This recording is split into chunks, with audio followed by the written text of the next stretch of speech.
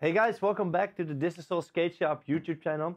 Today we're gonna dive into the brand Powerslide in a new series called Behind the Brand.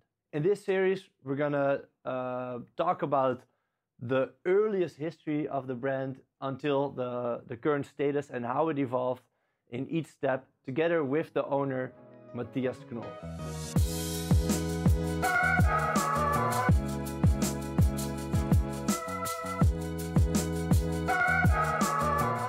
We are here right now in Amsterdam in our store, and these are all the current day Powerslide skates that we sell. Today in this segment we're gonna dive into the Powerslide brand, and of course if you want to get any of their products, we here at Thisissoul offer almost all of them, and you can buy them at our webshop thisissoul.com or come to our physical store here in Amsterdam. Right now these are all the current skates that Powerslide has. This here is the Hardcore Evo. Is one of the highest quality skates on the market. Super expensive, but really good. The Powerslide Next is one of the best selling skates because it has the Trinity mount and looks really cool. But their base models are the Zoom Pro and the Powerslide Imperial, which are also doing really well. Then they have this funny little thing here, which is the dupe, and it's kind of like an evolution of the original Shadow skate because you can use it with your own shoe, which is super handy. Powerslide is a German company and it's owned by Matthias Knoll. He is a product guy, so he really knows a lot about all the little details of his product. So it's really interesting to talk to him about how it all evolved. We're gonna start with his early skating career because he's a speed skater, and then we're gonna move on to the part where he started selling skates out of his car. Then Powerslide, the company, started together with the partnership with a friend of him as a distribution company actually. Later on, USD was founded, and USD falls under the Powerslide umbrella. USD is an aggressive skate brand. And that's when Powerslide kind of like first got a hint of making their own product under the name USD. So a little bit later, the first product came out under the Powerslide name. Back then, these were kind of like simple, more like off-the-shelf products that you can. They were not like as high quality as they are now. So it's really interesting how Powerslide then evolved from having just a few basic products like maybe some protection onto being one of the highest quality and most innovative brands on the market right now. So for the complete story, check out my interview with Matthias Knoll and enjoy. Okay. Yeah. Hey, welcome. We're at the ISPO right now. And I want to do a little history item about Powerslide. And you, of all people, know everything about Powerslide, I think? I hope so. You should, at least. So can you please explain to people who you are and why you are the person that knows the most about Powerslide? Well, I was one of the founders of Powerslide, and I started together at the end of '94, so 25 years ago, with Stefan, my partner. Yeah. But before I was having my own little shop selling out of the car, because I started skating when I was 6. Mm-hmm. So I was a quad skater back when it was quad racing. So I started with 6, and then I skated until basically we started Powerslide until I was 24. So I quit quite early. And so with 18, actually my father died, and my mother said, well, you know, it's like an expensive hobby. You have to travel every weekend, hotels, and you have no really sponsors. So I looked into how to make money, and I started selling out of the car. Whoa. And this is basically how it started. So when I was 18 and finished school, before I started to study, I bought always stuff from USA, from Australia, from Hyper, from Bond, and brought them in Germany and sold it at the races. Where did you grow up? I grew up in Bayreuth, in the hometown where, Powerslide still is. It's Bindlach, it's part of Bayreuth, basically a little village outside, but I basically grew up there and I'm still there. How did you get in contact with skating? Well, it was like we have a local speed club in our city since ever. And there were some good skaters, some good racers, and since ever this club is offering into the summer vacations, they offer like a clinic for kids. So there's like 2 weeks where they every day, you know, they have kids and you can go skate and they teach and learn how to skate. So I was there for 2 weeks and I kind of enjoyed it and I liked it. So I stayed with it, and over the years I, you know, got a little bit better and better, and you know, finally it was not too bad. What did you want to do when you were a kid? What do you want to be when you grew up? When you were like 12 or 14, what did you want to become? Well, there was not really, I don't know. My father was a teacher, so, but I never wanted to be a teacher. So, but I never thought to be, you know, be a professional skater or so, because in Germany that's not going to happen really, because we don't have the facilities for this. Not back when. So I was always, you know, thinking I want to be a doctor for animals or stuff like this. But I guess in school I was never the very, very best to have a doctor degree.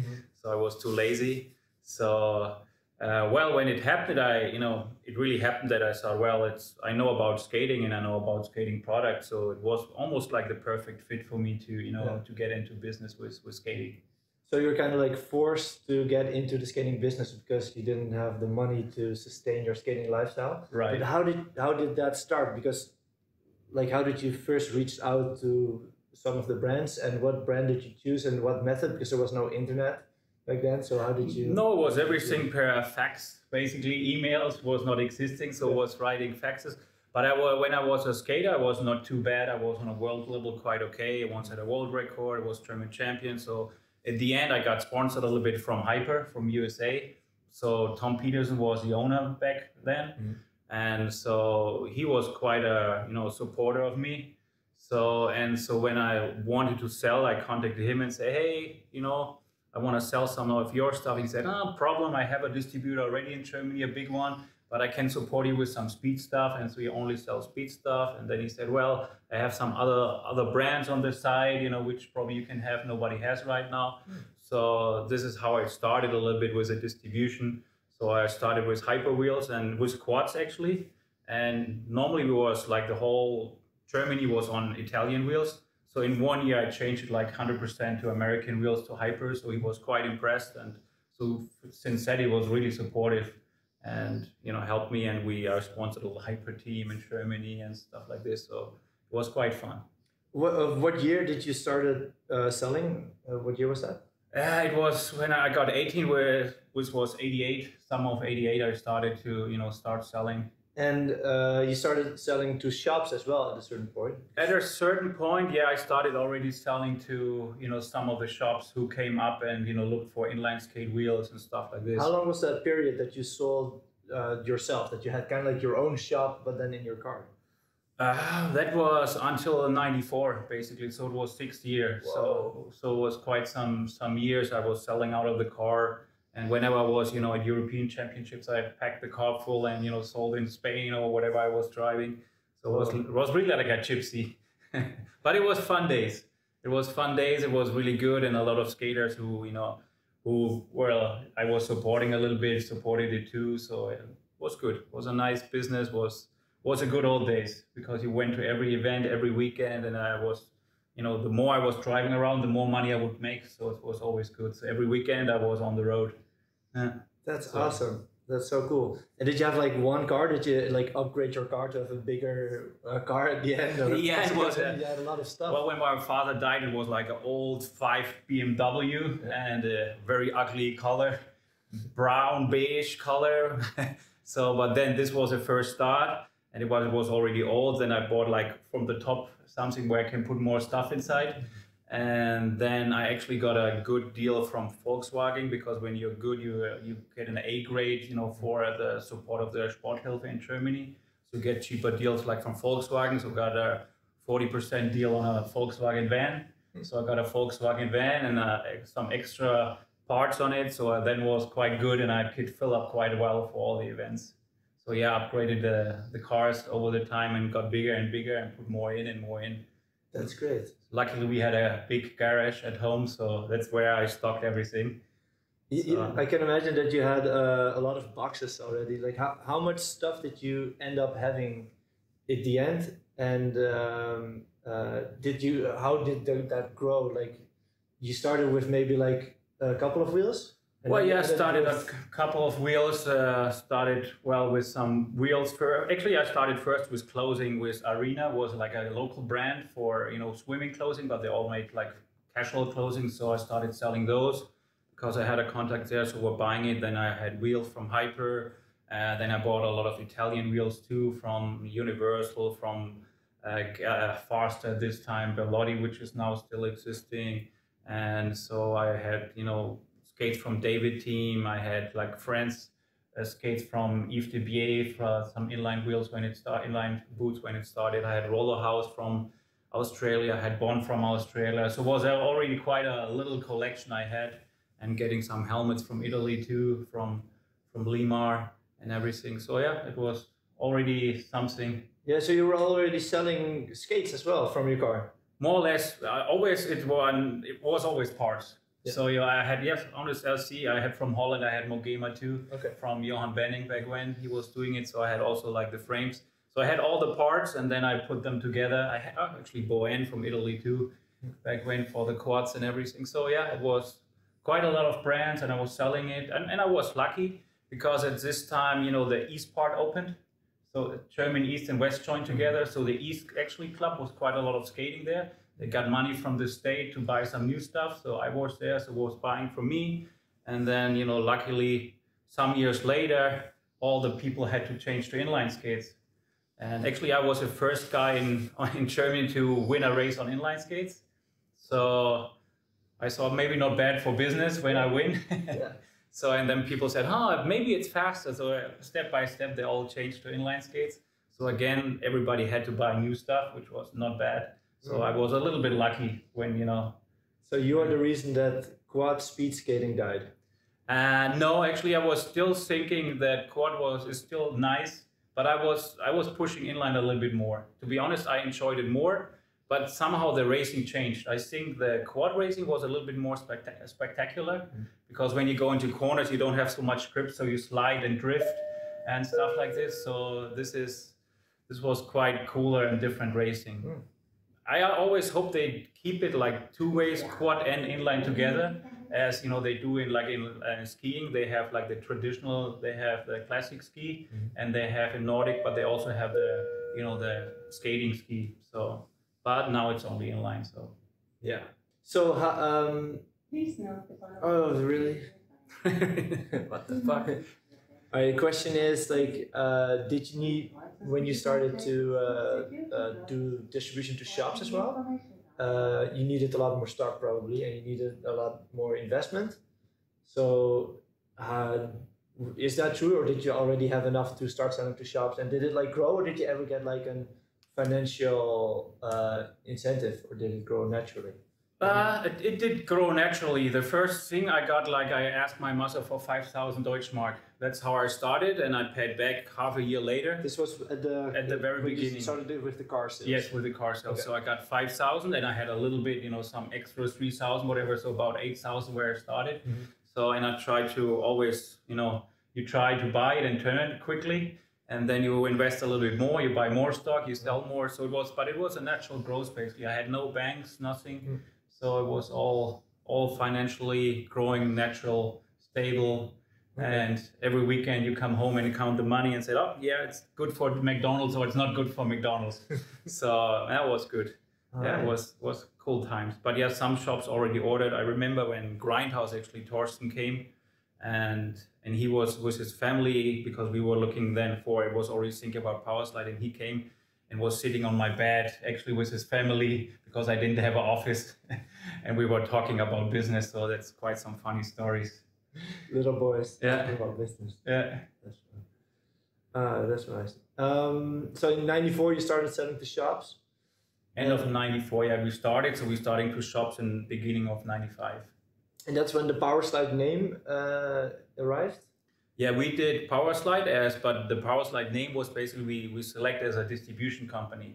Because when we started, we were only a distribution company. So we had no own brands, nothing, because we were just focusing on distribution on some speed stuff, like we had Bond from the old days, from my little roll knoll company, how it was called, and later Speedline, which was more innovative, more international. So, but yeah, we had the speed stuff, and we were mainly focusing on an aggressive, because aggressive was booming there. And we were quite happy through the connection to Tom Peterson, and Tom Peterson was Hyper, you know, the Hyper Corporation, they owned a lot of different brands, and brands like Senet, 976,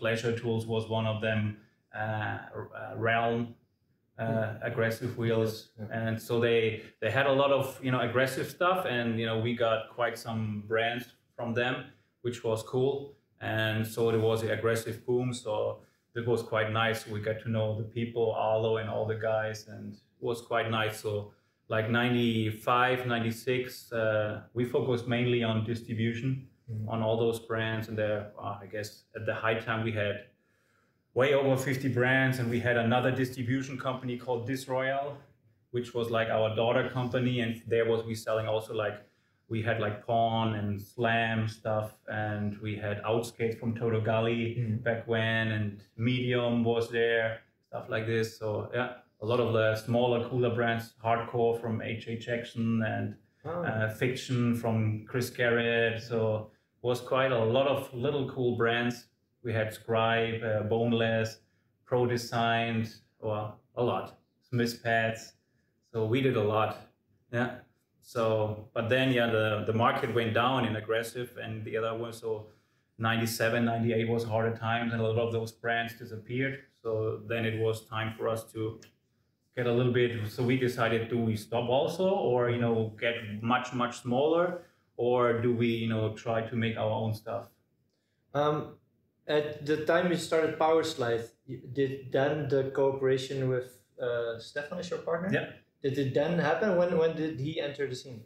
Yes, this was the day it started, but I know him since I was really young because his brother was my best school friend. So I was hanging out a lot of time at their home, you know, where we were playing together and have fun. So it's like, I knew always Stefan before, and we always had ideas how we should do this together and this together.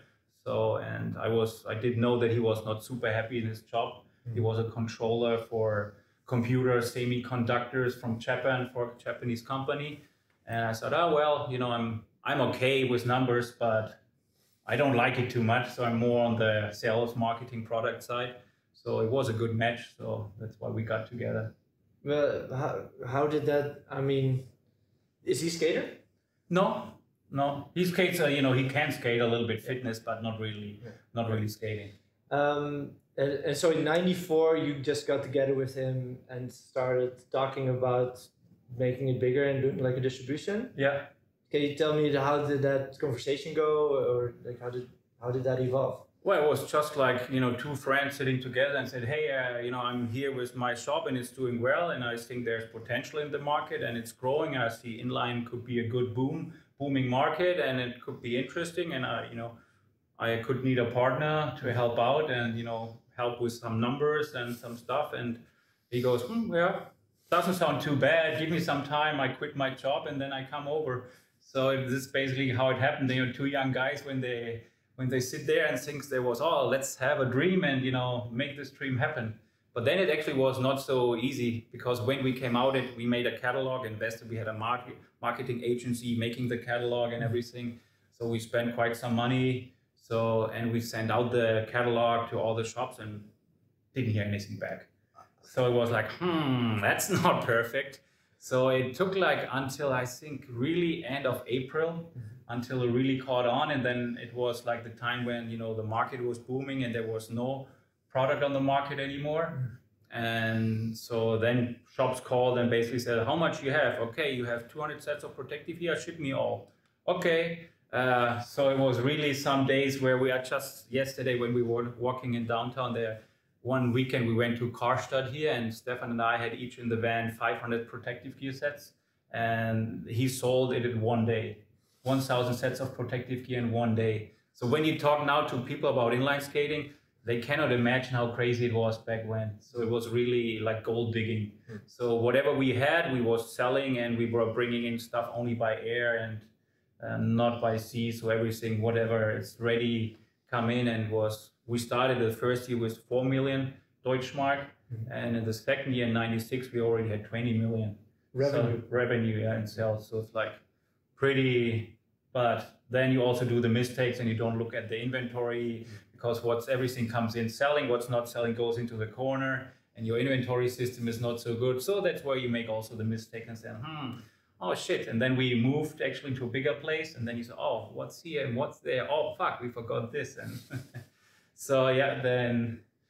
So marketing wise, you only had a catalog back then? Because you didn't have a web shop, no B2B system? No B2B system, so nothing. How did you get the pictures done? And it's a lot of work to get the... Yeah, we always had a designer. Always had a designer. There was actually a guy, was a local guy, and he was a guy working for the post office.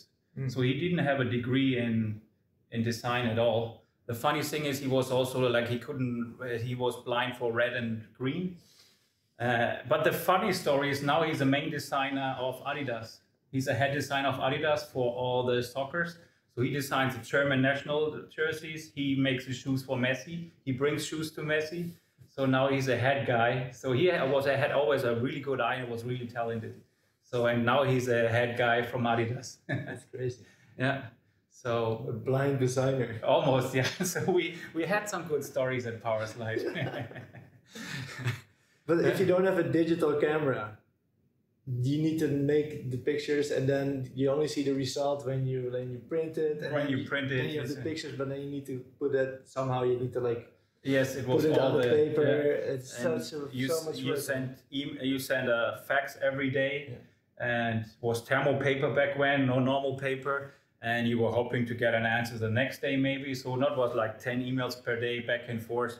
And when you send artwork, you had to send it artwork on a CD. So, and you send it by postal service. So it's not like, So it was digital. It was. You did have digital cameras? There was normal cameras back when, and then you make the deers, and then you look at the deers and make the pictures from it. So it's like, but yeah, it's like, if you look back, it was crazy how you really could make business. Yeah. But everything was slower, but you didn't really feel it was slower because everybody was on the same level. So luckily then we had some designers who was quite talented, and we had a computer quite fast and an email, but we had one computer for like 10 people, and we, 1 hour per day you go and make your emails, and then you go back and work normally. Yeah. That was still like the strange thing, to go on a computer and make emails. So you started off in 94 with you and your partner Stefan. Yeah.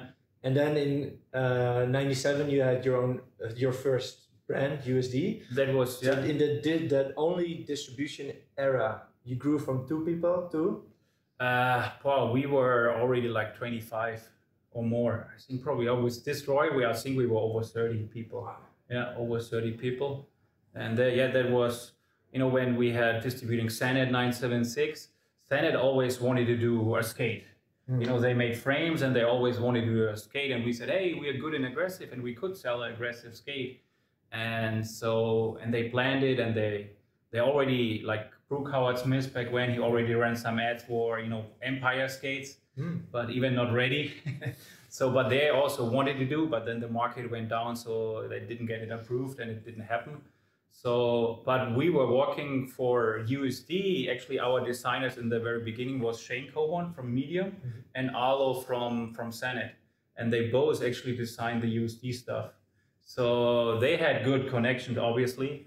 So this was really good help for us when, when they took over and, designed the logo and the image and everything.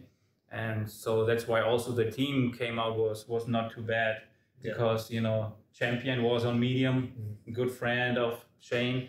And then we had Paddy, who was on Sanet. And then when we started USD, our whole idea was that we make it a brand which, supporting all the other brands together. So like a customization brand. So we had adapters for the frames for 50/50. So talking to Chess, he was really supportive. And so that's why, when we talked to Julio, it was also like, hey, if you come over, we can make your pro skate and we can use your 50/50 frame and stuff like this. So this was where everything came a little bit together with a contact from 50/50 Sanet and Medium, and for sure Shane and Arlo. So, and Shane was like also like the team manager and stuff like this. So So yeah, that was a glory day with Latimer, Julio, champion, Josh Petty, the kill team. The kill team, which was Senate, and ours was the Coup d'etat, probably still one of the best videos ever made. Yeah, it is. Right now, I would say that you are very well connected with the factories and with the details of the products and with manufacturing.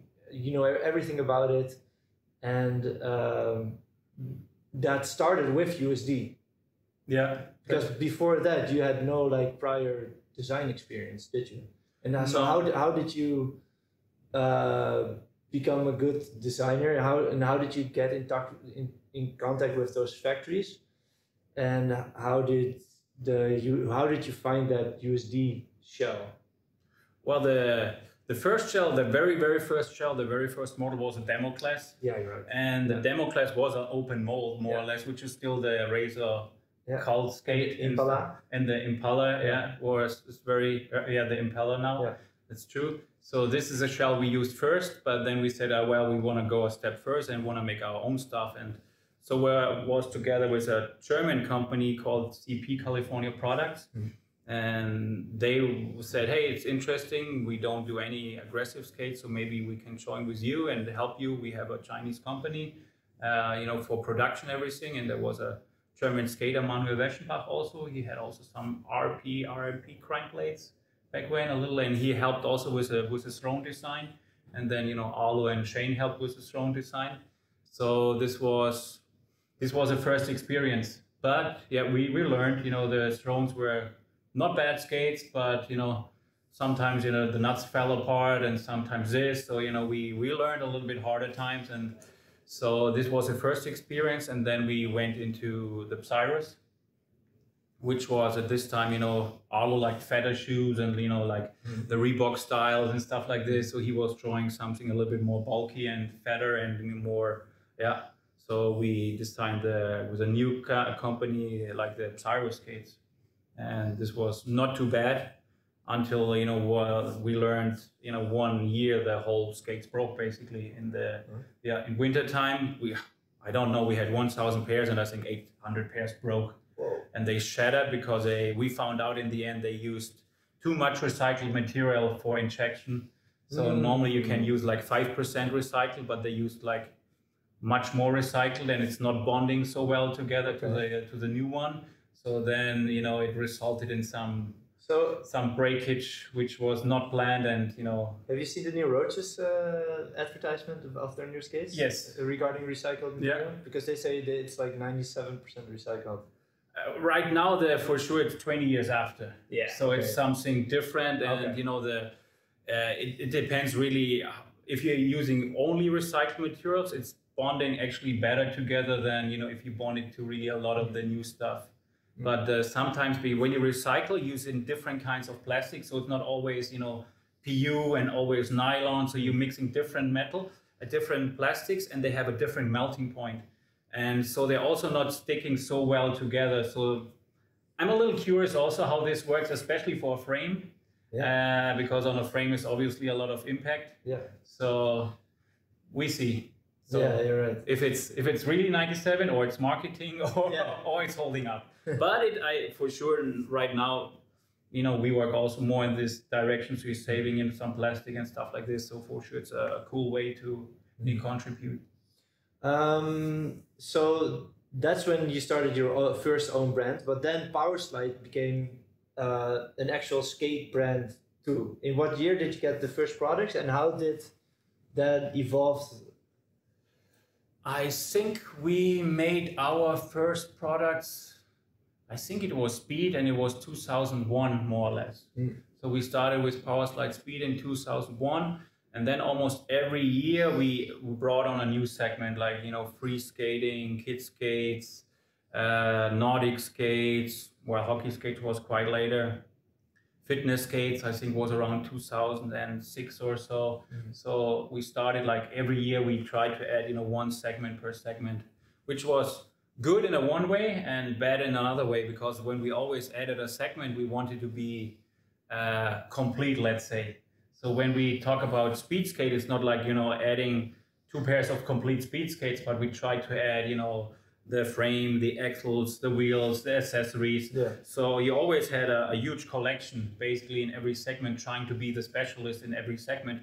So that's why when we added on every year a segment, it was every year quite a lot of products more. And that's why right now the collection is quite big, maybe sometimes too big.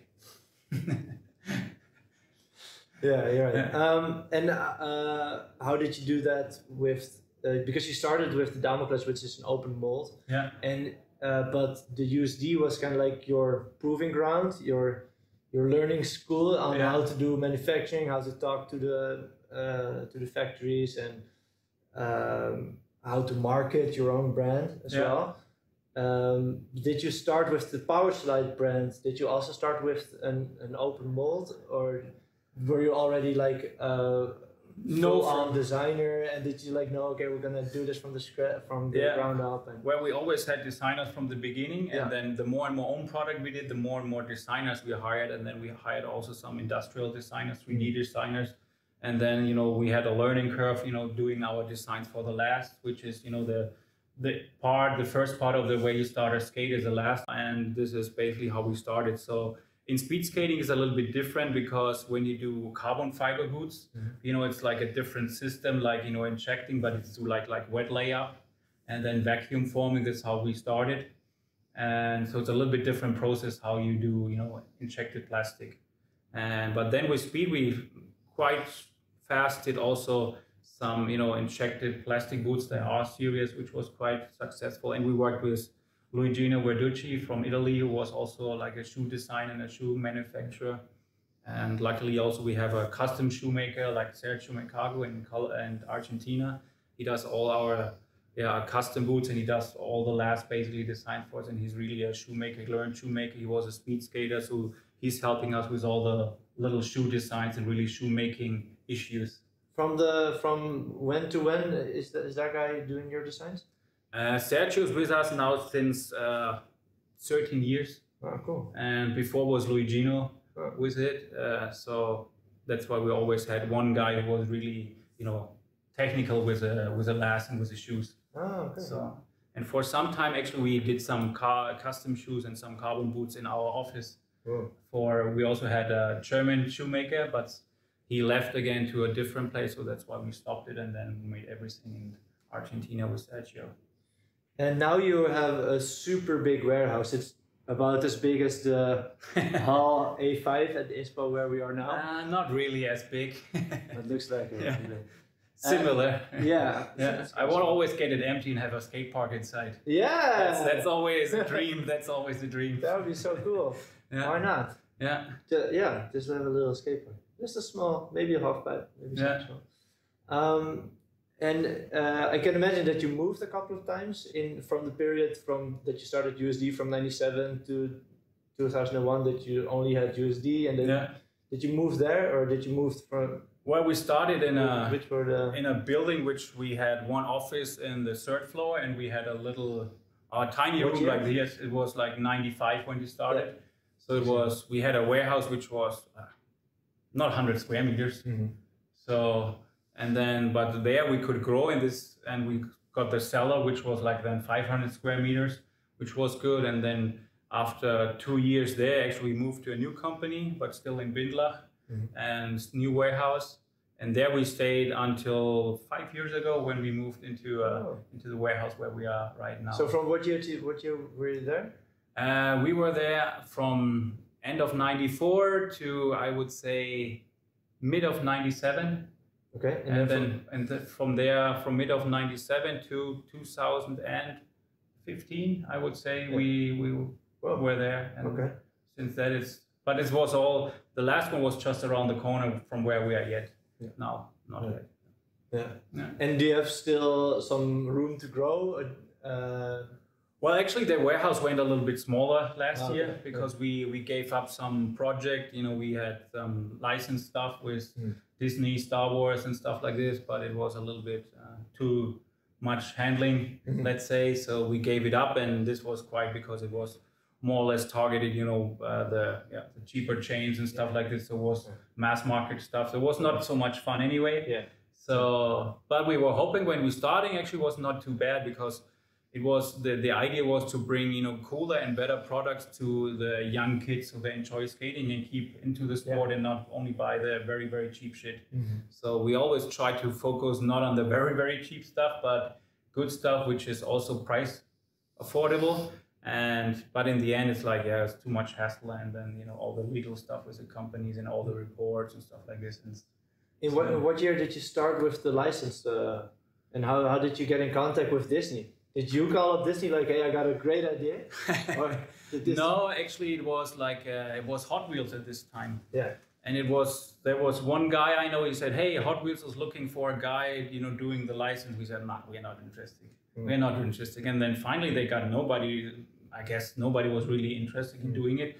So the last day before they announced, somebody said, hey, you know, you should try and just write them that you're interested. So I wrote them, yeah, we're interested. We are the very best.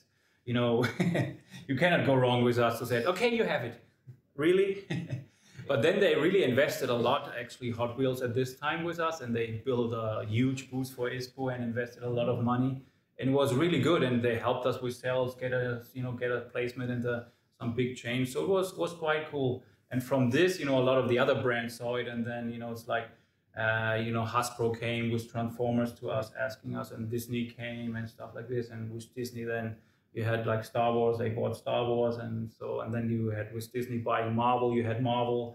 So we planned some cool stuff, but we wanted to make, like last year was already, we made samples for the Marvel undercover line. So really high-end Marvel wheels, like for Spider-Man and everything. And but finally they, you know, there was always, no, we didn't approve, this print is not here right and this here right. And then we said, okay, fuck you guys. So it's, you know, well, so that was the idea. But yeah, we always wanted to, and we were talking about, you know, Deadpool license for skates and stuff like this. We wanted to do an A on Deadpool. So that was the idea, but in the end, isn't the Sierra so like Dino Shred pool? Yeah, I know. That was always cool. That we would say, yeah, that would be, we would sponsor him. We said, when we do Deadpool for sure, this was a guy who would be, hey, you're interested? We have something cool for you. So yeah, that would be, so yeah, that was the idea a little bit. But then, yeah. And what year did it start? And I think it was 2000 and, I think it's 2008 around. Yeah. So, but it was quite nice. It was a different experience. Different market, and you always say, oh, we went to the toy show in Nuremberg showing and stuff like this, and it was, you go there like, you know, with a t-shirt, everything, and you learn, oh, the toy goods is not really toy goods. Everybody has a suit and a tie, and it's very corporate, and no. So it's like a little bit different. So when you go to Disney and all these guys like in a jeans and a t-shirt, it's not perfect. So it's really different. So not everybody talks about toys, but nobody's like really into toys. It's like just a money machine. Oh, and did you wear a suit? No, I never. I don't own a suit. So that's the problem. I don't own really a suit. All right, so we touched on a lot of the eras, but we're missing a lot. Now we're missing like the Powerslide products. So we need to get into like the Now we know like when you started with the race boot, but right now Powerslide's really good at like the Next and the Imperial and the Zoom right now. So can you tell me a bit how like that phase started, and maybe discuss, maybe like we need to touch on a bit, maybe like all the most important molds in a bit, and tell their story from the product side and the marketing side. And okay. Yeah, the free skating, I also think we started, I have to look it up, but I think it's 2006 we started with free skating. And first we started with 2 open molds, which was like a Shadow Salomon copy. Yeah. Which was a Cell Skates. Yeah.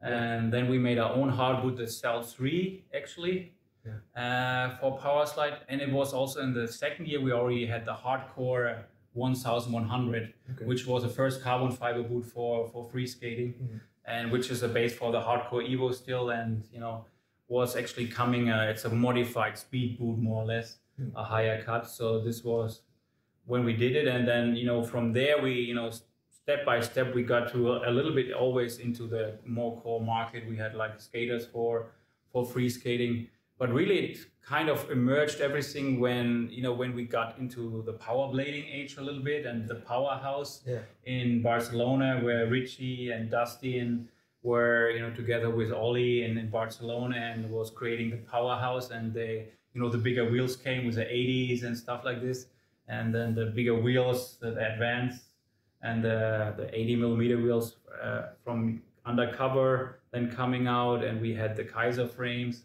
So this is where it kind of happened a little bit, where aggressive and free skating merged and stuff like this, and where people were more open for, you know, before it was always hardcore aggressive skating was small wheels.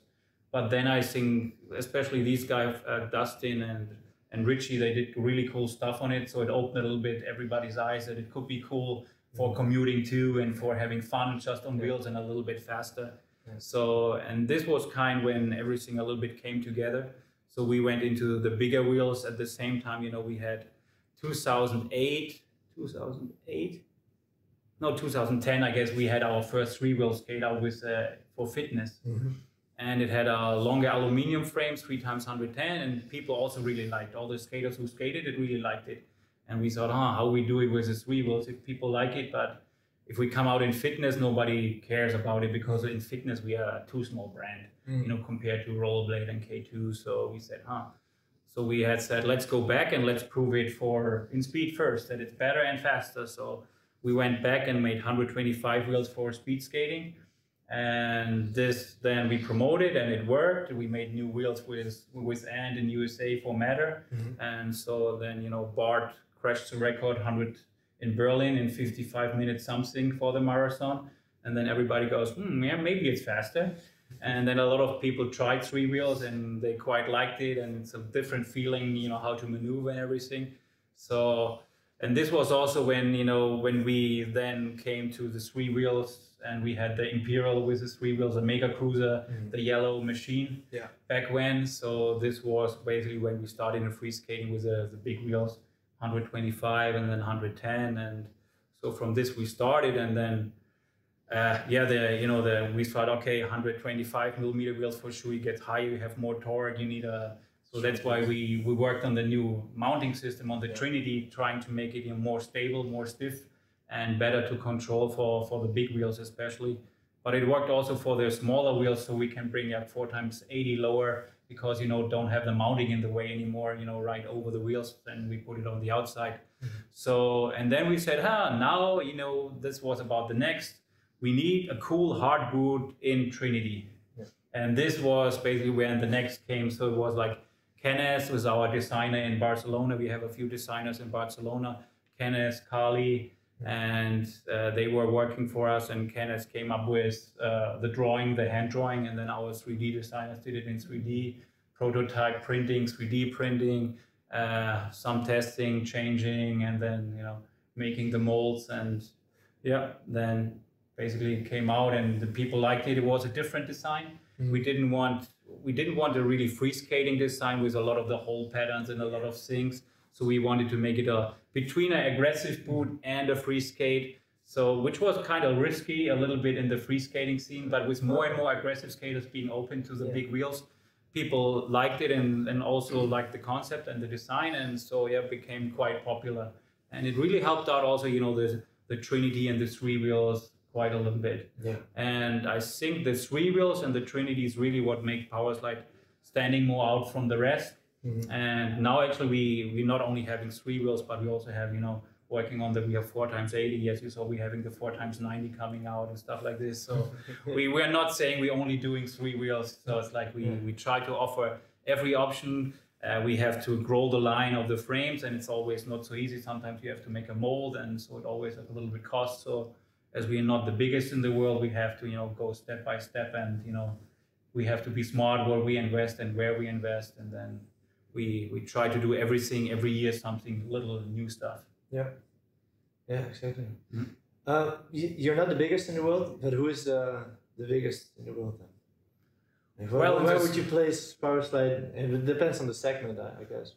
It depends on the segment, really, on the price points. If you talk about free skating and urban, I think Powerslide is up there with Saber FR and those guys, you know, for the high end. If you always talk about the, you know, the volume skates, then for sure you always have Rollerblade and K2 because they just have a worldwide bigger distribution. They have a bigger brand name. They are out there for many, many years. You know, if you talk about Rollerblade, you talk about rollerblading, and K2 is there since many years, and they're also doing a good job. Maybe not as good, you know, in promoting the sport, but you know, they also have, you know, decent products over the years and stuff like this. So I don't know really who's bigger, K2 or Rollerblade right now. I guess they are pretty much even, maybe from sales. And Fila is there too, because you underestimate Fila, because I think for the mass market they're quite well sold. So Fila is also there, and Roaches is still in there too, you know, especially with a comeback and aggressive. So there's a few players out there. So it's really depending on the segment you look at, you know, where Powerslide is located. You did your sales numbers, so you know about the brands where they are, and it's different in some skate shop compared to some maybe some mass market chains. So this is where we are not so, you know, strong and not so well sold. What is the strength of Powerslide? I think the strength of Powerslide is really the product and the innovation side. We try always, because we think we are living in a market which is not really booming. So we think we always need to do and invest a little bit into some new technology and some new things to, you know, create a new interest in the market and help a little bit, you know, boost the interest and the sales. So I think that's a good thing, like we said, with the 3 wheels. So it's always taking some risk, because it can always backlash to you badly. And it's same like we did with the Aeon skate. It could have been really, really bad, because we know we get away from UFS, which is, you know, the standard which we created. Kaiser created with 50/50 and Salomon together back when. So it's something you want, you're not killing, but you're taking away from it with the Aeon. But on the other hand, we said, well, it's like so many hard boots outside which are the same. So we want to do something which is more innovative and try to make it lighter, lower, and, you know, just a little bit maybe more functional. So there we're taking some risk, and sometimes it works, and sometimes it becomes a legacy. So that was my entire interview with Matthias Knoll in this new segment, Behind the Brand. I hope you like the new segment. The goal is to do one video like this for all of the brands. What brand do you think we should do next? Drop it in the comments. And if you have any other questions about Powerslide, you can also ask it there. We do our best to answer all the comments. We make a new video like this every week, but mostly we dive more into the hardware aspects, or we also do instructional videos about how to do certain tricks. So if you like videos like that, consider subscribing to the channel, and I'll see you guys in the next one. Cheers, bye bye.